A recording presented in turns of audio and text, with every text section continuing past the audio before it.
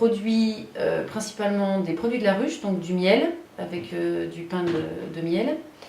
Ensuite, on fait de la viande bovine, mais en bretonne pinois. Et ensuite, on est éleveur, donc on élève des chevaux de trait pour attraction animale et des poules mixtes. Et notre particularité, c'est d'être ferme pédagogique. On accueille presque une quarantaine de classes et de groupes sur la ferme, entre mai et juin.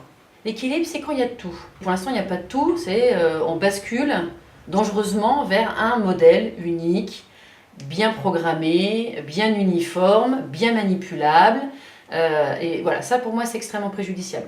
Que l'agriculteur ne se sente même plus les épaules, la capacité ou la liberté de faire ses choix agricoles, je trouve ça effarant. Surtout que l'apprentissage agricole n'offre pas plusieurs modèles. Et là pour moi c'est grave. Comment on éduque les nouvelles générations? Parce que même moi, mon BPREA, c'est comme ça qu'on me l'a appris, hein, les surfaces d'intérêt écologique, c'est pour les petits oiseaux, ils nous font chier, clairement. Donc il n'y a aucune notion de bien commun, il n'y a aucune notion de sensibilisation à l'écologie, il n'y a aucune notion de se dire « mais est-ce que mes enfants ils vont voir des vers luisants ?» Ce qui me gêne dans la PAC, c'est la mainmise au niveau national. C'est-à-dire qu'il y a une pacte française qui est posée par-dessus ce que l'Europe dit, qui, à mes yeux, est assez gênante. Ça veut dire que la PAC actuellement, elle dit quoi? Elle dit on valorise les bio, super. On valorise ceux qui ont moins de 50 hectares, donc ils ont plus d'argent que ceux qui ont plus de 50 hectares, très bien. On fait des surfaces d'intérêt écologique, parfait. On vous a interdit de retourner les prairies, génial. On vous interdit d'arracher les haies, très bien.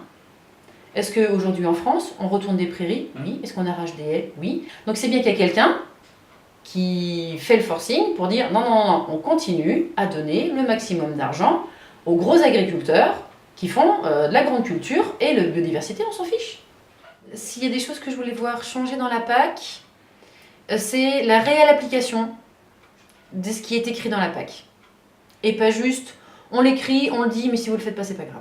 Et puis, s'il y a un autre truc que j'aimerais beaucoup voir changer, c'est qu'on arrête de donner de l'argent à l'hectare. Qu'on puisse calibrer la distribution des subventions à la production ou au système de production, mais pas à l'hectare. Parce que en gros, ça pousse à l'agrandissement. Plus tu as d'hectares, plus tu as d'argent. Les outils sont là et l'argent est là. C'est un problème de distribution. Si personne ne va voter, faut pas pleurer parce que le résultat du vote ne te convient pas. Après, tu peux trouver que le système de vote ne te convient pas, d'accord. Mais après, c'est à toi d'aller voter et en parallèle de t'arranger pour que le système il change.